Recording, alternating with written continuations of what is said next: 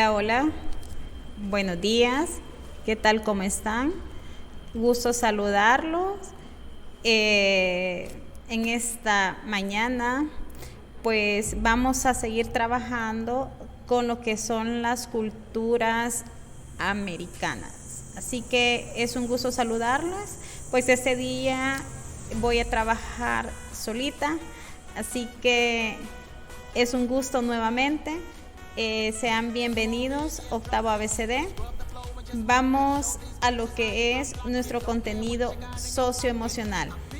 Esta semana se está trabajando lo que es el proyecto de vida.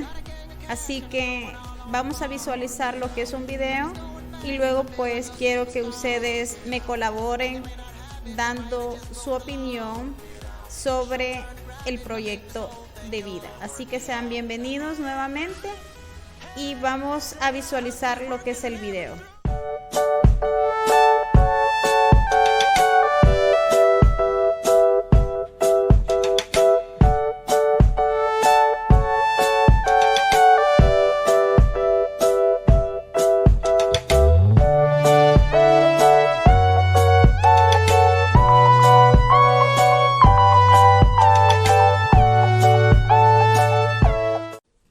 Imagina que vas conduciendo este auto en carretera.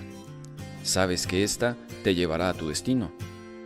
Es posible que en tu recorrido te encuentres muchos obstáculos, que seguramente librarás conforme vas avanzando. Manejar sin dirección no tiene sentido, pues no llegarás a ninguna parte. En la vida sucede algo parecido. Si no tienes un porqué y un para qué, difícilmente sabrás a dónde quieres llegar. Por eso trazaremos algunas rutas que te servirán de mapa para guiar tus acciones y decisiones para el logro de tus objetivos y metas. Empecemos con el aforismo griego: conócete a ti mismo. Hazte estas preguntas: ¿quién soy? ¿Cómo soy? ¿Qué hago? También, ¿qué te apasiona? ¿Qué actividades se te facilitan? ¿Cuáles son tus talentos? ¿Te gustaría dedicarte a algo en particular en el futuro? A través de tus respuestas, detectarás tus aspiraciones en la vida y serás consciente de tus valores, tus deseos, gustos e ideologías. También te ayudará a descubrir tus fortalezas y debilidades. Y la actitud que muestras ante los éxitos y los fracasos. Ten presente tus motivaciones y lo que tienes que hacer a corto, mediano y largo plazo para alcanzar tu sueño, además de las situaciones externas que pueden influir en tus decisiones. Veamos cómo opera todo lo anterior en esta joven que desea estudiar enfermería. Es la segunda de 4 hijos que conforman su familia. La clase de primeros auxilios en su escuela la entusiasma y por momentos sueña despierta. Su maestro le ha dicho que tiene las habilidades para atender a un paciente, pero cuando llega a casa sufre el desánimo de su familia, quienes al ser de escasos recursos ven casi imposible solventar los gastos de la escuela de enfermería más cerca de su comunidad. Eso la sume en un desánimo y por un momento trata de descartar esa idea. Sus amigas más cercanas la invitan a que lo piense y le recuerdan que si está segura de su preferencia, busque alternativas para lograr su sueño. Al mismo tiempo, la invitan para que platique con la enfermera que presta sus servicios en su comunidad y conozca a profundidad el trabajo que realiza. Eso le ayudará a reafirmar su vocación o a darse cuenta que debe cambiar su ruta y tomar otro destino. A veces, darse cuenta que debe cambiar su ruta y tomar otro destino. A veces, el camino para realizar un sueño no es fácil y quizá te lleve a salir de tu zona de confort. No te preocupes, eso te llevará a buscar nuevas opciones que te conducirán a tu destino.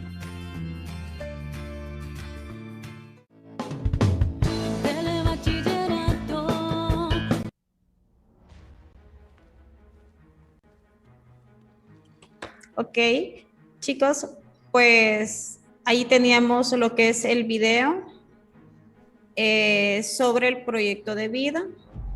Así que voy a habilitar los micrófonos para que ustedes me den su aporte. Vamos a ver quién quiere darnos su opinión. Ahí tenemos a Adriel.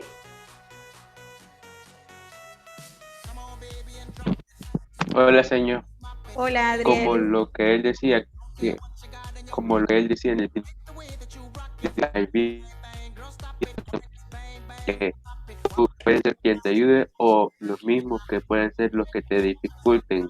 La vida no se trata de ser todo fácil, sino hay agujeros en todo el camino y tú tienes que ir llenándolos para lograr el paso. Esos tacos se te dan. Ok, gracias por su participación. Muy bien, excelente, ¿verdad?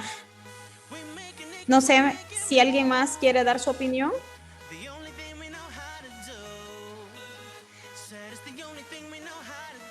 Recordemos, ¿verdad? Que un proyecto de vida puede ser a corto, mediano y largo plazo. Siempre y cuando ustedes se tracen objetivos y que esos objetivos que ustedes han plasmado, pues los cumplan. Vamos a ver, ¿hay alguien más? Si no, pues vamos a escuchar a Ricardo Sánchez de Octavo A.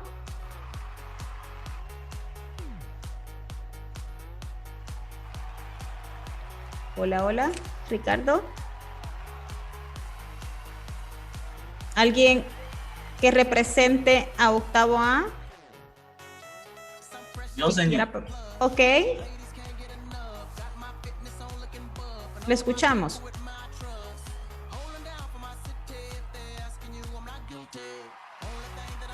De que tengo que comentar.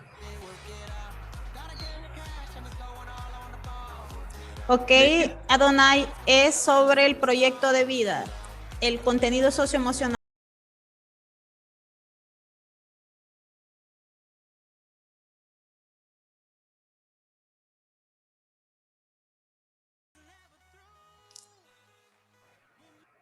que a veces hay gente que te puede desanimar, como diciendo que diferentes proyectos que tú tienes que vas a lograr en la vida no lo vas a poder hacer porque no hay recursos o no hay no hay escuelas cerca de ti, pero siempre hay como para lograr esquivar eso. Si no hay recursos, pues uno puede buscar trabajo para sacar eso, o si no hay un lugar cerca de tu comunidad, pero puedes ir a otros bueno, lugares del país para ir a ver donde tú puedes estudiar y puedes sacar una beca. Si estudias demasiado, puedes, como el caso que dije, de trabajar, y así puedes estudiar la carrera que tú quieres. Excelente, gracias, Adonai. Su compañero ha mencionado algo muy importante, ¿verdad?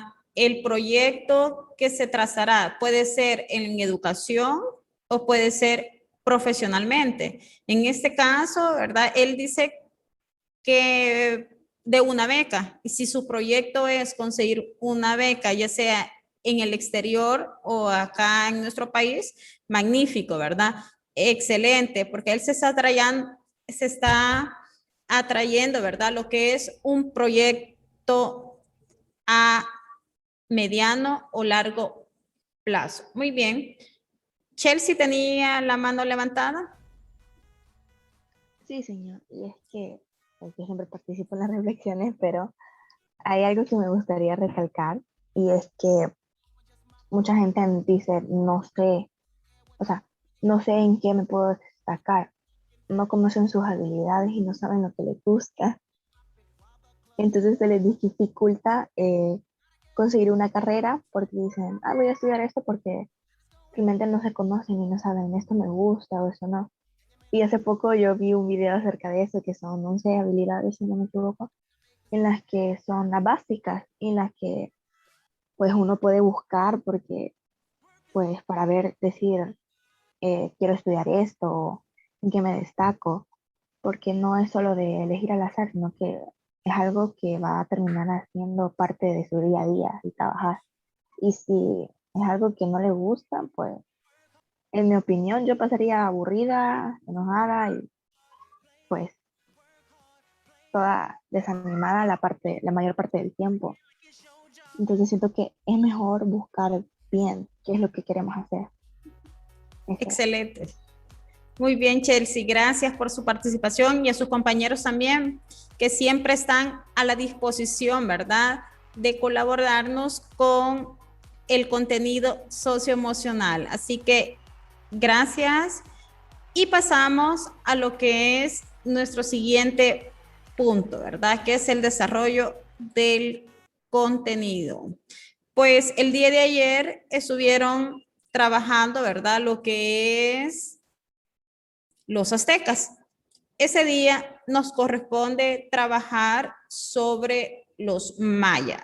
Así que vamos a retroalimentar la clase del día de ayer. Vamos a ver qué recuerdan sobre lo que les mencionó el profe sobre los aztecas.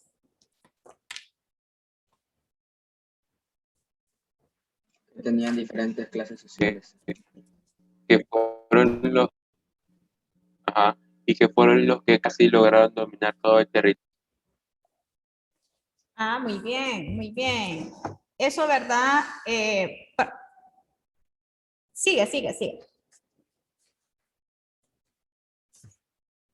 ¿Alguien más quiere dar su opinión? Y también el calendario azteca, con la piedra del sol. Ah, muy bien, excelente. ¿Alguien más?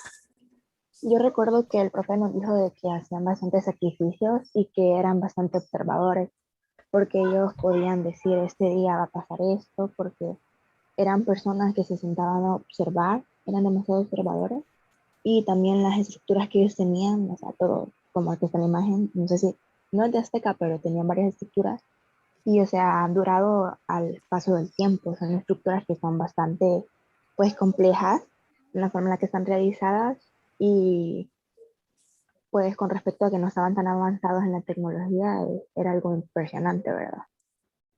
Excelente. ¿Alguien más quiere dar su opinión sobre los aztecas? Que hacían una ofrenda hacia los dioses que ellos tenían de los prisioneros que aprisionaban. Ah, muy bien. Excelente, Adonai, los guerreros. ¿Alguien más quiera dar su opinión?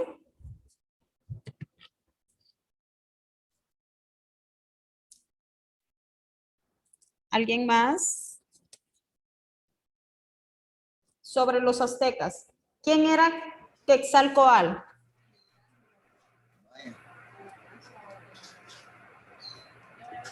No estoy segura de El- si era el dios del trueno, creo. Era un dios, pero no estoy segura si era del trueno o de algo más.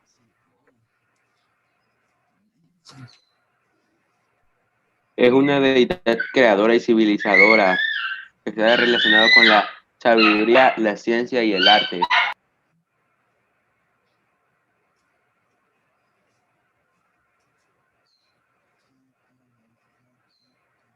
Señor,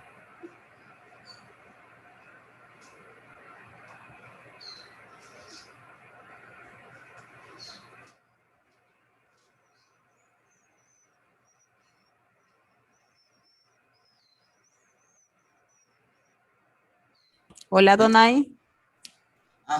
y eso lo tenemos que copiar. Esa es la retroalimentación de lo que vieron el día de ayer. Igualmente No, lo que está está en la pantalla guía. ahorita. Y el video ya está en la plataforma de la clase de ayer. Al igual que en el canal de YouTube de Octavo. Ya puede encontrar el video de la clase de ayer. Y posteriormente en la tarde va a encontrar lo de esta clase. Bueno, pues dígame.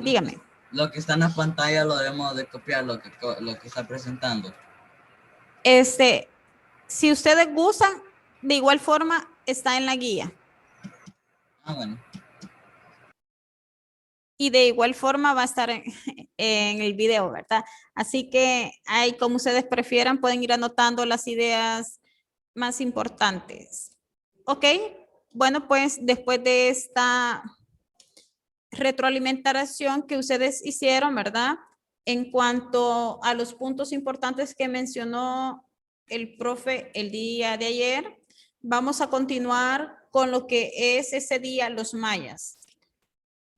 Los mayas vivieron, ¿verdad? Entre los años de 1500 antes de Cristo a 1500 después de Cristo. Esto es un aproximado, ¿verdad? En el cual, pues, vamos a dar a conocer, ¿verdad? ¿Qué es lo que queremos lograr? Explicar cuáles fueron las principales características, costumbres, las formas de pensar y rasgos físicos de las civilizaciones prehispánicas en América. Este es nuestro indicador de logro, ¿verdad? Explicar cuáles fueron esas principales características, costumbres, formas de pensar y rasgos físicos de las civilizaciones prehispánicas en América. Ahora bien, vamos a continuar acá con la presentación. La ubicación de los mayas. Pues los mayas alcanzaron el más alto nivel de desarrollo de toda América prehispánica. Se extendieron por toda la península de Yucatán y parte de los actuales, ¿verdad? Belice, Guatemala, Honduras y El Salvador. La historia de los mayas está clasificada en 3 periodos, que es el preclásico, el clásico, el posclásico. Y periodo, ¿verdad? Es el ciclo de tiempo durante el cual suceden evoluciones y cambios históricos significativos. Para abonar un poco más, hablando de la cultura maya, tenemos algunos datos importantes, como se les mencionó, ¿verdad? Que están situadas en la península de Yucatán, acabaron por expandirse hasta Guatemala, Honduras y El Salvador. Pues prácticamente los mayas perduraron hasta la conquista, pero alcanzaron su etapa de prosperidad máxima en el periodo clásico.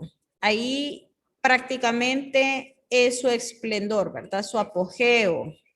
Aquí vamos a ver adelantito, ¿verdad? Lo que son estos periodos. Los periodos que están comprendidos en el periodo preclásico, en los años 2000 antes de Cristo a 2000 a 250 después de Cristo, perdón. También tenemos el periodo clásico que se da a partir del año 250 después de Cristo a el año 900 después de Cristo. Y tenemos el periodo posclásico que se da 900 después de Cristo a 1525 después de Cristo. Era lo que habíamos mencionado, que se da prácticamente hasta la conquista. Dentro de la organización política, ¿cómo estaban organizados políticamente? Prácticamente teníamos que la autoridad política estaba formada por la nobleza, que ocupaba los cargos de gobierno, guerreros sobresalientes, artistas, escribas y comerciantes. Los mayas no formaron un imperio, sino que crearon ciudades y estados. Y eran los estados independientes con un gobierno propio. Prácticamente, ¿verdad? Las ciudades y estados eran las que se organizaban y los mayas eran verdaderos centros ceremoniales donde vivían los dirigentes, los sacerdotes, los artesanos y los comerciantes. Los campesinos vivían alrededor de la ciudad y debían entregar parte de lo que cosechaba como tributo. Acá les presento cómo estaba distribuido, ¿verdad? Cómo estaba distribuido lo que era una ciudad o estado. Las aguadas, acá están las aguadas. ¿Qué eran las aguadas? Eran las reservas artificiales de agua para el uso doméstico y agrícola. Acá acá estaban las siembras que se concentraban fuera de la ciudad y los principales productos que cosechaban era el maíz, la calabaza, el ayote, el chile. Pasamos acá. Tenemos lo que eran las plazas. Acá donde está señalando, tenemos las plazas que se ubicaban al centro de una ciudad maya clásica y que se solían adornar con complejos de altares y estelas, ¿verdad?, que conmemoraban eventos históricos de la dinastía dominante. Acá tenemos la aristocracia. Acá está la aristocracia. Vivían dentro de la ciudad en lujosos palacios separados de la población común. Esta última vivía en las afueras de casa de madera y paja, ¿verdad? Y acá tenemos las calzadas de piedra. Eso acá, que era como el camino, ¿verdad? Eran las que comunicaban los distintos complejos de una misma ciudad y a la ciudad con los poblados y otras ciudades. Y por acá tenemos los observatorios astronómicos que permitían medir la salida y puesta del sol. Por acá tenemos que era el juego de pelota.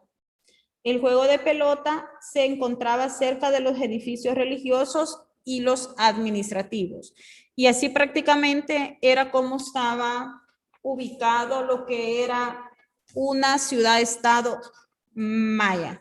Pero algo muy importante también, ¿quién era la persona que dirigía esas ciudades o estados? Se le denominaba al líder, que era Halaish Unit, que significaba el verdadero hombre, que era considerado una persona divina y representaba a los dioses. Su cargo era hereditario, es decir, que pasaba del padre al hijo y que tenía el poder supremo y era apoyado por el Consejo de Estado o ADCU. Así se le denominaba a lo que era el líder, ¿verdad? Repito, el líder de la ciudad era Halaish Unit. Así se le denominaba. Pues también tenemos, acá pasamos a la siguiente lámina, la organización social. ¿Cómo estaban organizados?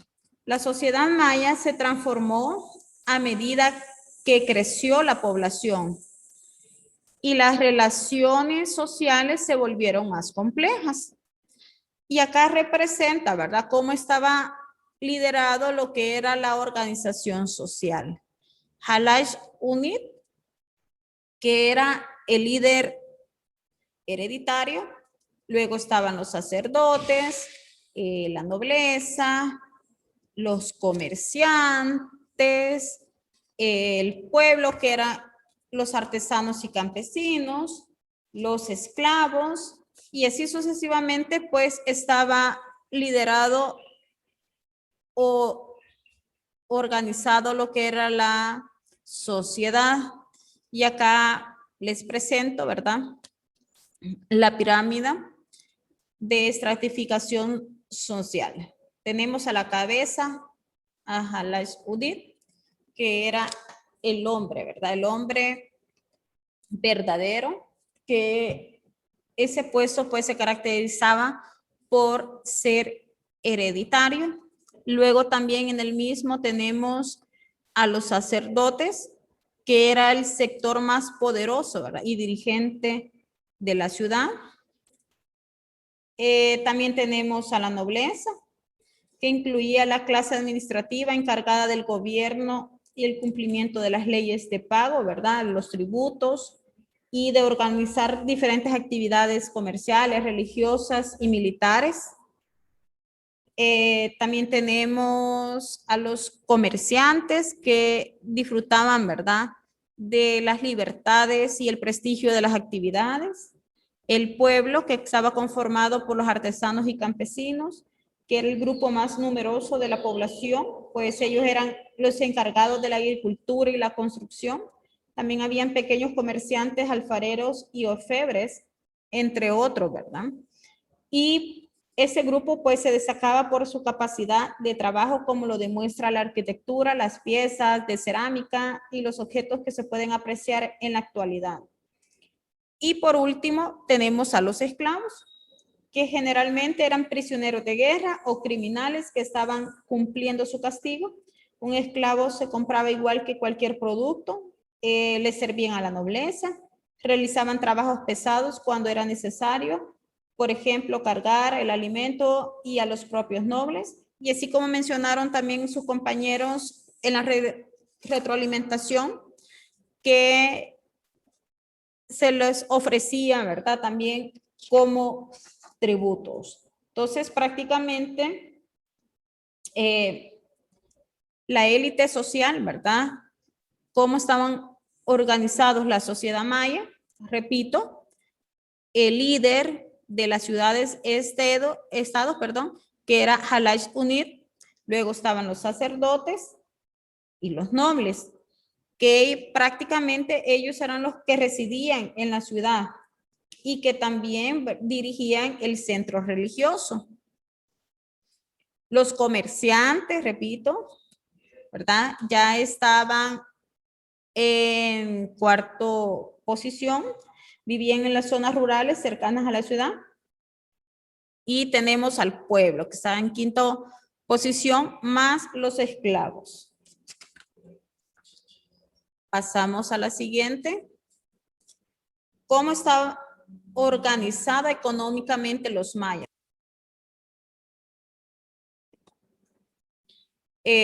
La base de la economía era la agricultura. El cultivo principal fue el maíz. La tierra cultivada era repartida entre las familias campesinas, ¿verdad?, de cada ciudad o estado.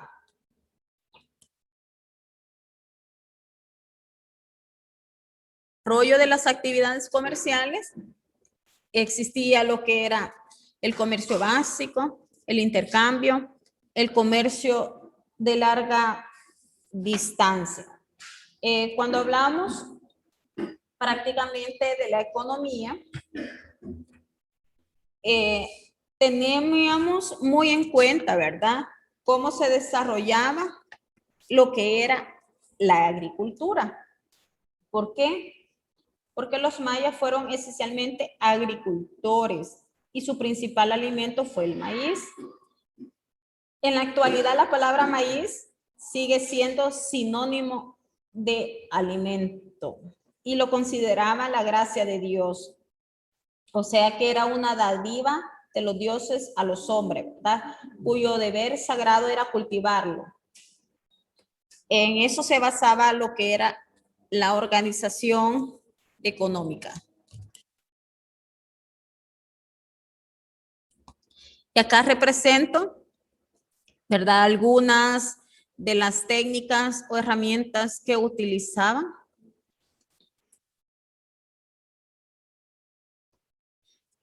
Utilizaron la técnica de Roza. Esta técnica todavía se sigue utilizando acá en nuestro país, ¿verdad?, como herencia. Los cañales, que dicen vamos a rozar el cañal.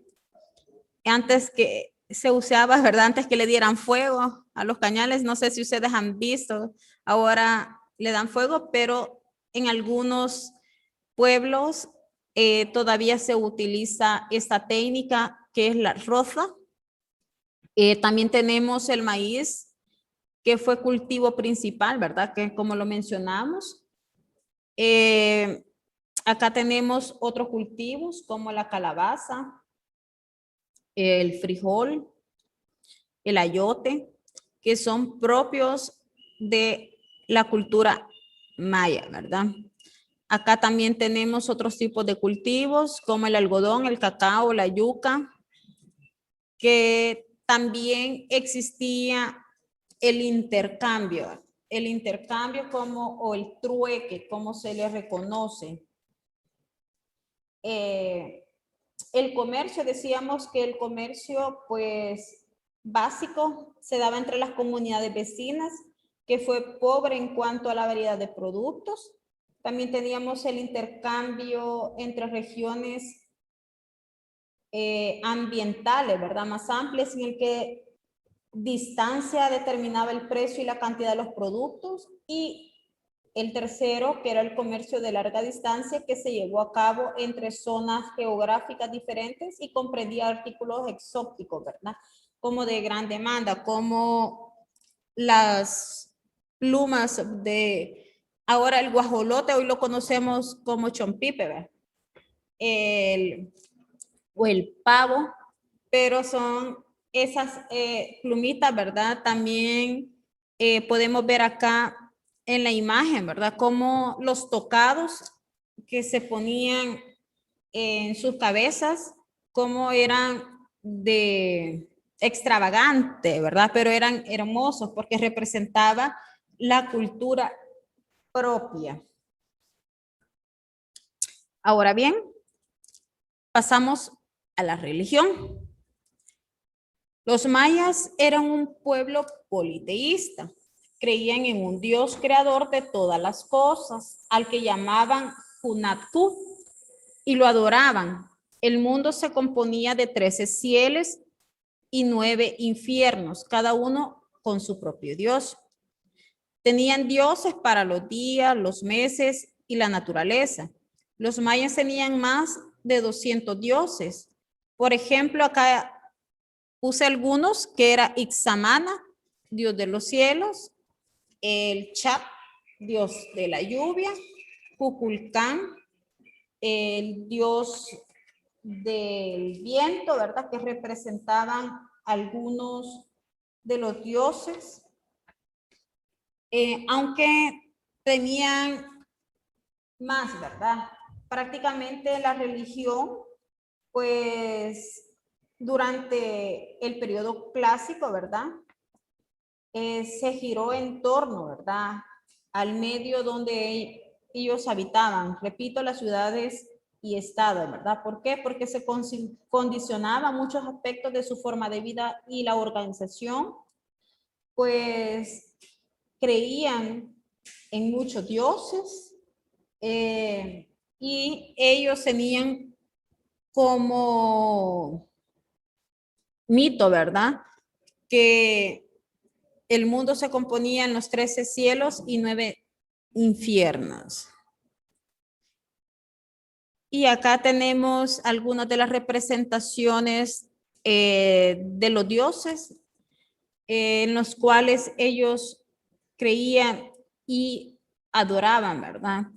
Entonces, acá también se menciona todos los dioses que ellos mencionaban. Acá tenemos los aportes culturales. Dentro de los aportes culturales, pues tenemos la arquitectura. Algunas de las ciudades más importantes que se conservan son San Andrés, acá en nuestro país, en El Salvador, ¿verdad? También tenemos el Tazumal como centro ceremonial. En San Miguel, Quelepa, tenemos ahí también arquitectura. Acá por Aguilares, si conocen, también tenemos Cihuatán, Joya de Serén, que era una aldea, ¿verdad? Representante de nuestra cultura maya. Y en fin, ¿verdad? Tenemos arquitectura que nos represente. También tenemos el Tikal, Quiriguá, Piedras Negras, que se encuentran en Guatemala, Copán en Honduras, Palenque en México. Pues esas ciudades eran centros de actividades religiosas, políticas, comerciales y culturales. Con respecto a la arquitectura, pues las construcciones mayas se hicieron de madera, piedra básicamente. Entre las maderas prefirieron la coba y el zapote por ser muy resistentes a los ataques de las termitas. Entre las piedras se usaron caliza, arenisca, mármol y realizaron todo tipo de construcciones, palacios rectangulares, alargados, templos, juegos de pelota, calzada, que unían las ciudades principales y los baños a vapor. Esa cultura, pues, es muy extensa, ¿verdad? ¿Por qué? Porque nos ha dejado un gran legado. Pero también se menciona, ¿verdad? Que se conservan importantes pirámides escalonadas en piedra en lo alto de estas y se colocaba en el templo, pues estas eran decoradas con pinturas de una variada gama de colores y relieves. Algunos de estos relieves son inscripciones de la escritura jeroglífica maya aún no descifrada completamente. ¿Por qué? Porque acuérdese que algunas de estas representaciones, pues esas construcciones más importantes,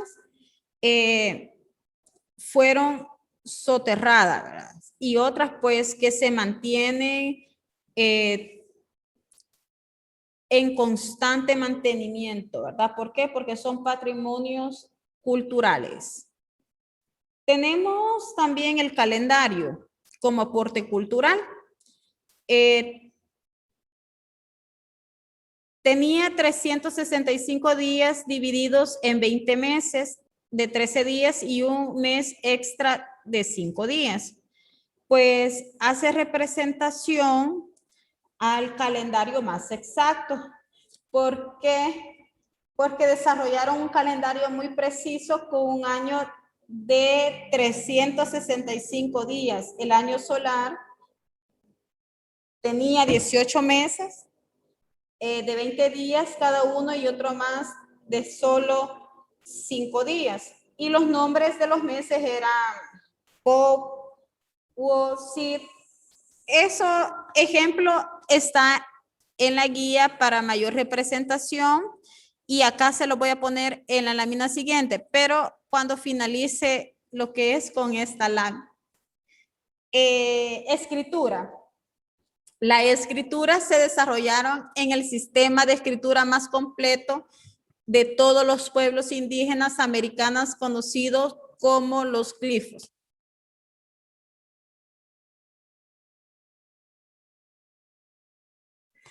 Entonces, vemos que los mayas desarrollaron uno de los sistemas de escritura más completos de todos los pueblos indígenas americanos. Con él escribieron todo tipo de textos, por ejemplo, escritos, ¿verdad? Sobre medicina, sobre botánica, sobre la historia, matemática, ¿verdad? Astronomía, y se conservan a lo largo de la historia algunas de las inscripciones, ¿verdad? Algunos códices. Por ejemplo, también tenemos el códice de Dresden, que fue un escrito en el siglo XIII y contiene un tratado de adivinación y de astronomía. El más famoso es el códice de Glorier, porque aunque esté muy mal conservado, pero contiene el calendario más completo, ¿verdad? El códice de París posiblemente se escribió en el siglo XIII y contiene profecías y adivinaciones, y el códice de Madrid contiene el horóscopo y almanaques. Ellos eran muy representantes, ¿verdad? Y muy acertados a todas sus predicciones. En la matemática manejaba el concepto del número 0. Ellos contaban de 20 en 20. Gracias a sus cálculos matemáticos pudieron construir las ciudades y su calendario. Acá tenemos lo que es el calendario, ¿verdad? Sobre los meses, pues es un dato muy importante. ¿Por qué? Porque era muy acertado, ¿verdad? Teníamos dentro de los nombres que les mencionaba, ¿verdad? Era el Pod, Wok, Sip, Sok, Sep, Tzul, Saktin, Mol, Chen, Chad, Sat, Set, Muam, Hayat, Kumbu y Oyed. Creo que así se pronuncian, ¿verdad? Pero vamos a incluirlo, ¿verdad? Durante esa parte del calendario maya, ¿verdad? Como un aporte cultural, como una herencia que nos dejaron. En cuanto a la numeración, también, ¿verdad? Que era un apartado sobre la matemática, ¿verdad? Que se utilizaba este sistema de numeración virginal y también tenía un signo para representar al cero y así poder realizar operaciones matemáticas muy complejas. El punto tiene un valor numérico de 1 y las rayas de 5 y así podían contar hasta el 19. Para hacer números mayores, igual que nosotros, pues para hacer números mayores de 9 tenían que colocar esos signos en determinadas posiciones y hacer un sistema vigesimal, o sea que considerar el 20 como unidad básica para contar. Ya vamos finalizando, vamos a ver los aportes científicos. Los aportes científicos pues predecían, ¿verdad? Los eclipses, equinoccios y describían las posiciones del Sol, la Luna y Marte.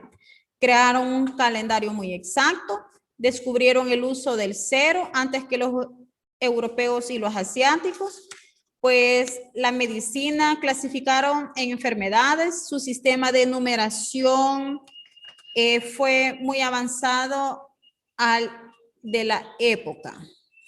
Y acá, ¿verdad? Tenemos la representación de la numeración, lo que les mencionaba, cómo ellos, como aporte, creían, ¿verdad? ¿Por qué? Porque antes de existir, existir en nuestro mundo, pues habían existido en otros, pero que estos habían sido destruidos por diferentes catástrofes. Ok, chicos, voy a habilitar micrófonos por si usted tiene alguna pregunta o duda, pues es un tema muy interesante, ya que es extenso y esta información pues la puede encontrar en su guía, ahí está toda la información, puede encontrar en su libro de texto y esta información también le puede servir para su trabajo, ¿verdad? Su brochure. Así que los que conforman del número a tal número puede trabajar lo que son los mayas con esta información, ¿verdad? O opcional usted la busca ya sea en su libro de texto o internet. Chelsea. Sí, señor, y es que yo tengo una duda. Usted mencionó que ellos tenían un espacio para, como de juegos, no sé cuál fue el nombre. Juego de pelota. Ese. Y si yo no mal recuerdo, ese juego, ¿verdad? Que era en el que se enfrentaban dos equipos, pero era una pelota de caucho. De cuero la hacían. De los animales. Y era un aro, pero que estaba bien arriba y no podían usar ni las manos ni los pies, solo las caderas. Las caderas, ajá, exacto. Y creo que los hombros. Y el que ganaba, el equipo que ganaba, según yo recuerdo, ellos se sacrificaban, los sacrificaban y eso era un honor para la familia. Hola, hola. Hola, hola. Sí, siga. Pues no sé si tengo la duda de que si los que según yo, los que ganaban eran los que, no, según yo los que ganaban eran los que eran como sacrificio, porque eso era una honra de que su hijo había sido sacrificado para los dioses y que los que perdían solo los mataban, pero no sé si era al revés. Ahí me perdí. Los que perdían, de los que ganaban elegían a uno como líder, ¿verdad? Que se sacrificaba, daba su vida para ofrendar a los dioses, pero los que perdían también, ¿verdad?